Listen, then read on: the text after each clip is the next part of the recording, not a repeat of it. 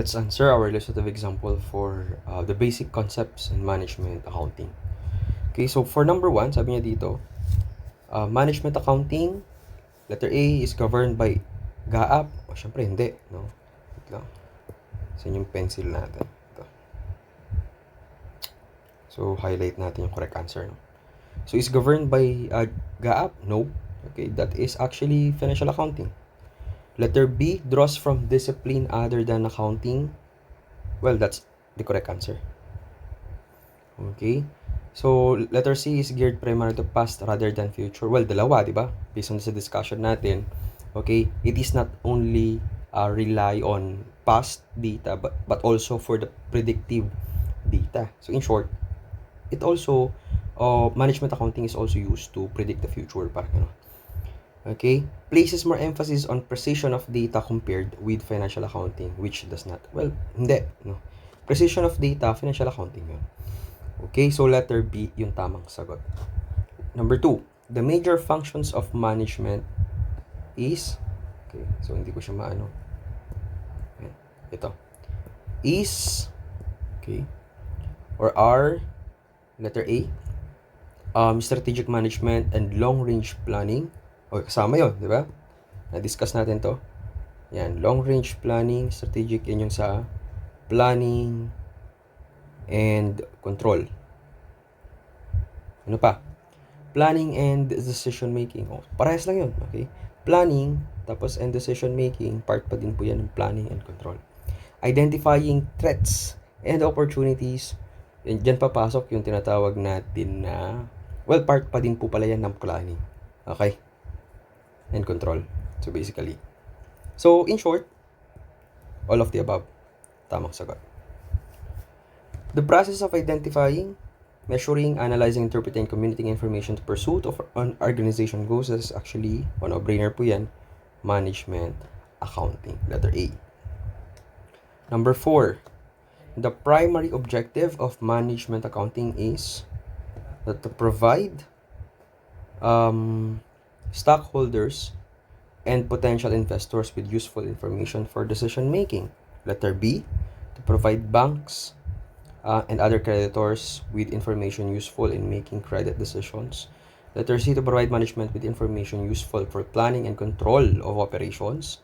Letter D, to provide supervising government agencies with information about the company's management affairs. Well, actually kung titignan mo, halos lahat sila, no? Objective ng management accounting. Pero basahin natin yung question. Sabi niya kasi ito primary. Okay? So, dito, magbabase ka sa definition ng management accounting. Ano ba ang definition or basic definition ng management accounting? Okay? So, ang ginagawa doon is we help the managers, okay, utilize their resources through comprehensive planning so that they could achieve yung kanilang goals and objectives. Diyan papasok, okay, yung definition ng letter C.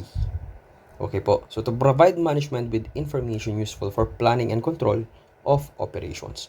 Etong mga to, kung titignan natin, stockholders, yes, pwede na yan, totoo yan, no? Provide banks and creditors and supervising government agencies. Well, kung titignan mo, possible naman silang maging objective. Pero, pagdating sa management accountant, ang pinaka-primary user natin ay ang management. Okay? So, ganun po yung ating pagbabasa. Number 5. Management accounting information uses historical cost as the basis for reports to managers who are making decisions about future course of action. Okay? So, possible siya, no? Na tama, no? Okay po. Letter B. Should be developed and provided only if its benefits exceeded its cost. Well, hindi. Okay po. Hindi lang naman ganun yung tinitingnan natin. Okay? Does not reflect the financial criteria of verifiability or consistency. Well, hindi din. Okay po. Nire-reflect niya yung financial criteria of verifiability or consistency. Letter D should serve the basic needs of investors and creditors. Well, hindi din. The basic need of the management. So, ang tamang sagot dito, ang pinaka-best is letter A. Okay? Number 6. Which of the following statement is true when comparing managerial accounting to financial accounting? Letter A, managerial accounting places more emphasis on precision than financial accounting. Actually, precision more on the financial accounting part. Both are highly dependent on timely information. Yes, true. True yun. Okay po. Both rely on the same accounting information system. No, not necessary. Kasi 'di ba, sa financial accounting, yes, gumagamit tayo ng standard. Okay po. Pero kay management hindi, 'di ba? We don't follow standard, accounting standard. Letter D, managerial accounting is concerned with external decision. Oh, hindi din, okay? Internal decision makers ang ating concern. So, ang tamang sagot dito, letter B. So, both are dependent on timely information. Number 7, which of the following is true of managerial accounting rather than financial accounting? So, letter A, the outputs of this accounting system are primary financial statements. Pinag-usapan natin dito, true of managerial. Okay, so, eto, true siya pagdating kay financial accounting. Yan. Letter B, the methods of accounting system are established by an overseeing board. Okay po. Letter C, accounting methods are standardized to allow comparison among companies. Financial accounting din ulit yun. The accounting would be unique to each company. Yun yung tamang sagot. Okay? Ayan.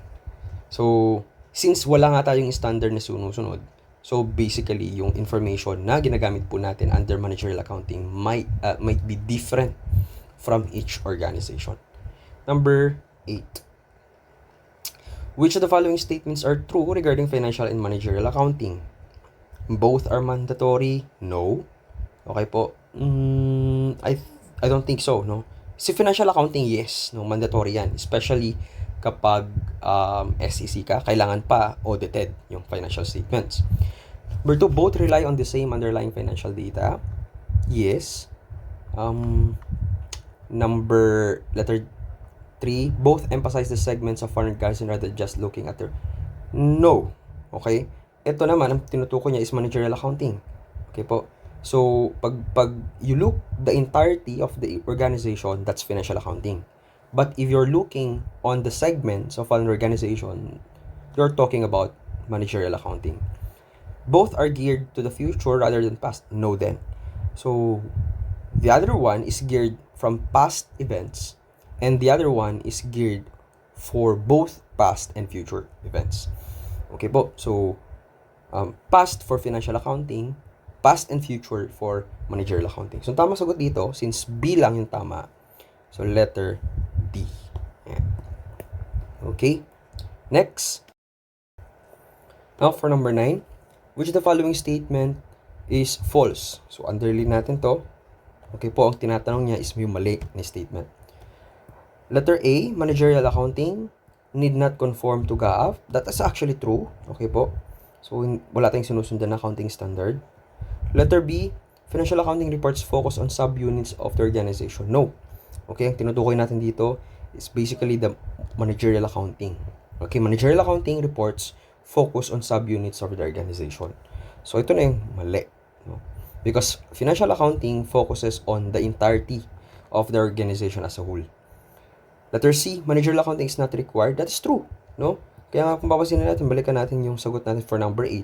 Nakalagay dito. Both are mandatory. That is actually false. Because in managerial accounting, it is not mandatory or it is not required. Letter D, managerial accounting focuses on the needs of internal users. That's also true. So, the false statement here is letter B.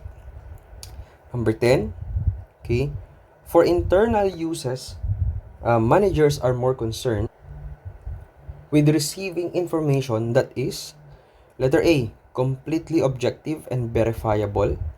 Letter B, completely accurate and precise.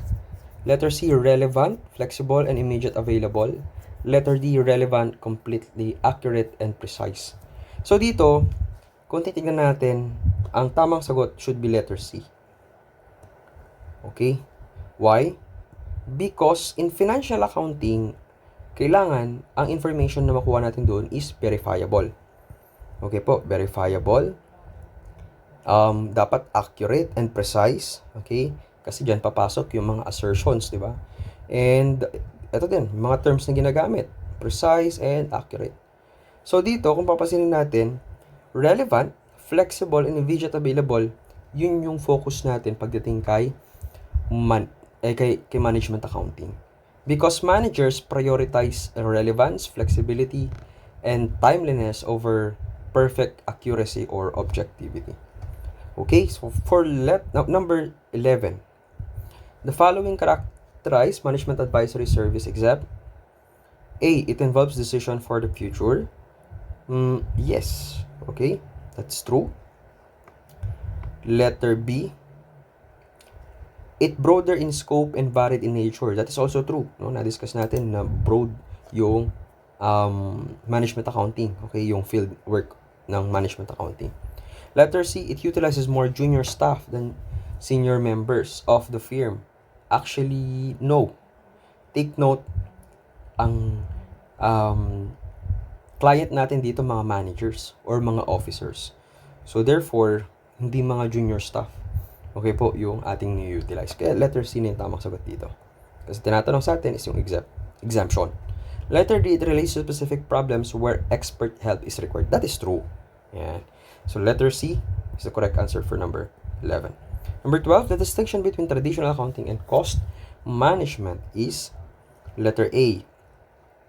The focus of the former on accounting matters and the latter in support to management in making the right decisions for staying on a competitive position. Okay? So, and the latter in support to management in making the right decisions for staying in. Letter B, the emphasis of former on record keeping and the latter on reporting. So dito pala, pag sinabi nating former, it is actually the traditional accounting. Pag latter, cost management. Okay? Letter C, the focus of the former on cost cutting and the latter on product differentiation. Parang baliktad, ano? Okay, yung isa for cost cutting siya. Okay. Letter D, the focus of the former on efficiency and the latter on quality. Actually, hindi din. Ang pinaka-best answer dito would be letter A. The focus on the former accounting matters, and the latter in support to management in making the right decision for staying in competitive decision. So basically, no, in cost management, it supports strategic decision making. While sa traditional accounting, nakafocus lang tayo doon sa mga recording and reporting. Ayan. So, sa cost management, okay po, nagsusupport tayo kay management when it comes to their decision making. Next, number 13, which of the following activities is not usually performed by the management accountant? Letter A, assisting managers to interpret data in managerial accounting reports. B, designing system to provide information for internal and external reports. Letter C, gathering data from sources other than the accounting system. Letter D, deciding the best. Ang tinatanong sa atin, not usually. Okay po, underline lang natin. Not usually performed by management accountant. So dito, kung titignan natin yung letter A, assisting manager to interpret data, that's actually, ginagawa natin yan. Okay? Pina-perform ng isang management accountant. Designing system to provide information for internal and external reports. Actually, yan yung sagot. Okay po. Ang tawag natin dyan, financial accounting. Okay?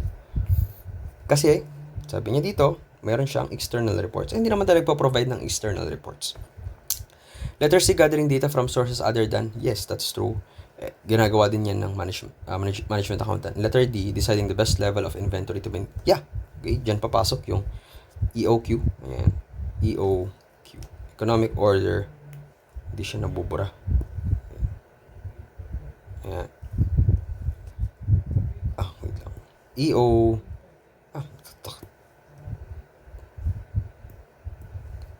EOQ. Ayan. Sige, number 14.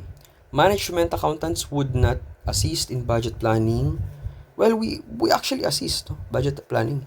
Letter B, prepare Reports primarily for external users. Diba?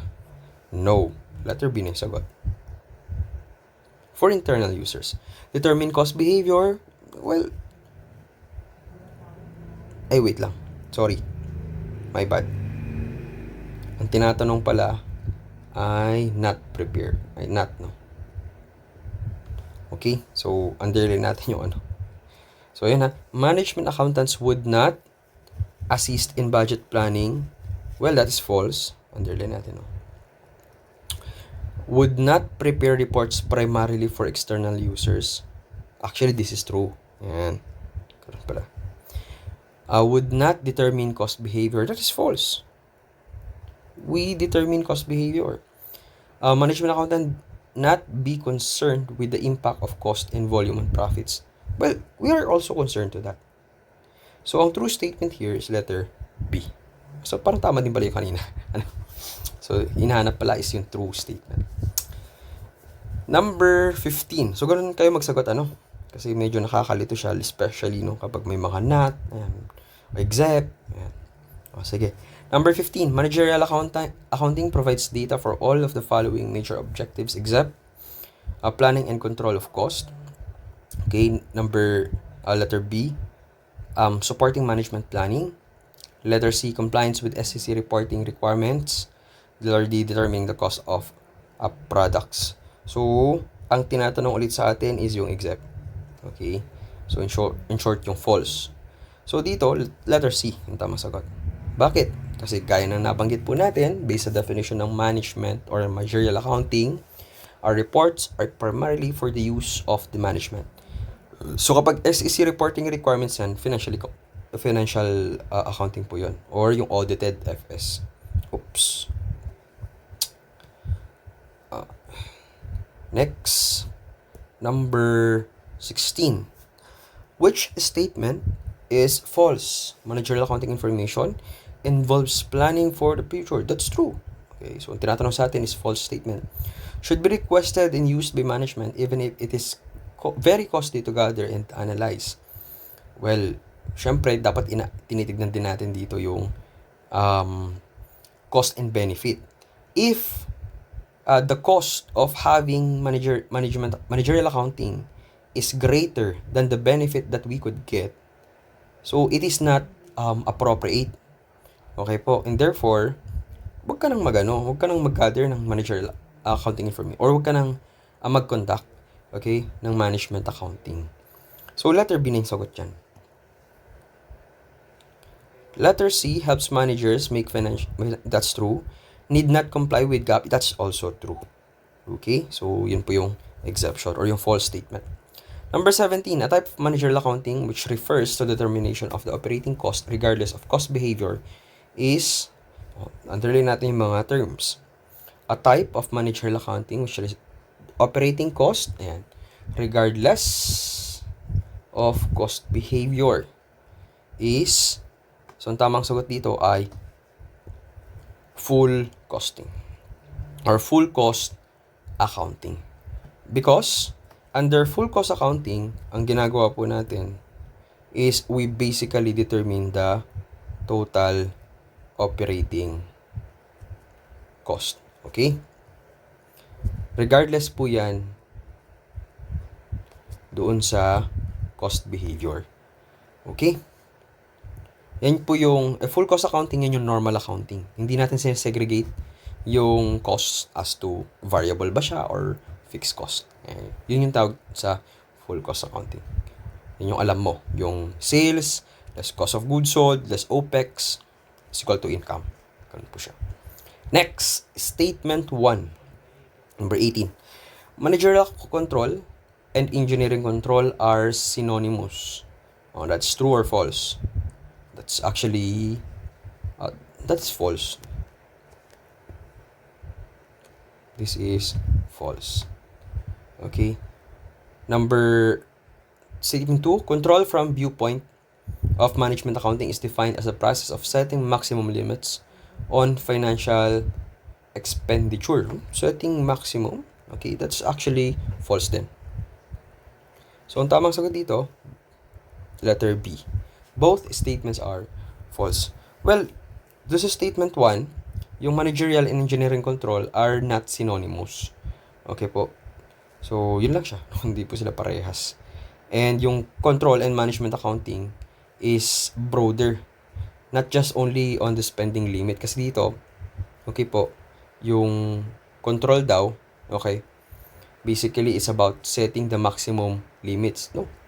Under control na function ng management accounting, dyan din papasok whether yung actual is equivalent to the budget. Ayan. Or yung sa standard. Number 19. Okay, so last 2 na tayo. Controllership has attained special recognition in corporate management as business expansion. Expert influence and management of the organization. Controllership and treasurership constitute corporate finance. These are among the controllers. Ayan. So, tinatanong sa atin, controllers, traditional function. So, identify natin. Okay, so, number 1 is tax management. Okay, so ano ba yan? Part ba ng controllership? Or ng treasurership? Pag treasurership, tandaan mo lang, okay po, more on external yan. External factors. Okay? That involves yung mga cash flow management. Okay? Pag controllership, yan yung mga reporting and yung mga interpretation of financial report. Okay po, reporting and interpretation of financial. Tax management, that's actually part ng controllership. Okay po. Financial reporting and interpretation, okay, di ba nakakalagay doon? So yes, credit management, that is actually cash flow management yan. Okay po. So treasurership, sourcing and investing of funds, o di ba? So cash flow management ulit. Okay. Reporting to government regulatory agencies or reporting. So therefore, 5, risk management. Risk involves cash flow management. So treasurership yon. Economic appraisal. Ayan. Part po ito ng work din ng controllership. Okay po. So yun yung nabanggit po natin sa discussion.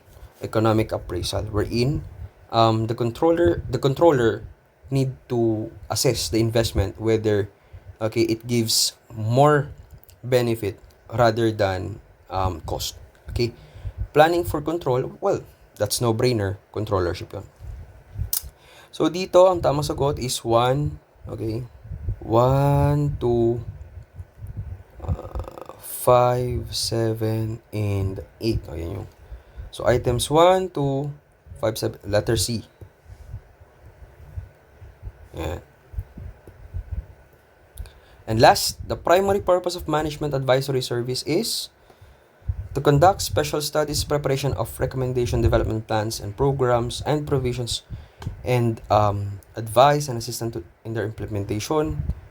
Okay, tinatanong sa atin is primary, no? Dapat maging tayo kasi pwedeng lahat sila tama. Okay, pero pipili natin best. Letter B, to provide service or to fulfill some social need. Ito naman, not necessarily social need. It should be the management, okay, need. To improve the client's use of its capabilities, yan, di ba? And resources to achieve its objectives. So, di ba yung nababanggit ko po lagi, no? Okay. Ang primary purpose ng managerial accounting is basically to help the managers or the management to utilize their resources, achieving their goals and objectives. Letter D, to earn the best rate of return on resource entrusted to. Well, that could be part, pero hindi yun yung primary purpose ng management advisory service. So that's all for our illustrative example. So hopefully, no, itong discussion ko po ay nakatulong sa inyong pagre-review with regards to basic concepts and management accounting. So thank you for watching this video lecture.